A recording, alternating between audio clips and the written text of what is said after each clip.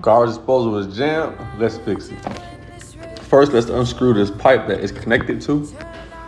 Then let's take off the garbage disposal from under the sink. Disconnect that part. Boom. Now, since we got it outside the pipe, let's get our correct bit. Unscrew these 4 screws that is connected to garbage disposal.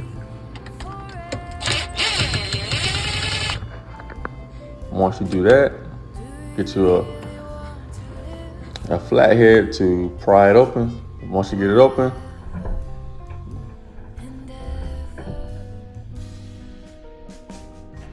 remove everything that's causing it to jam. You should be good to go.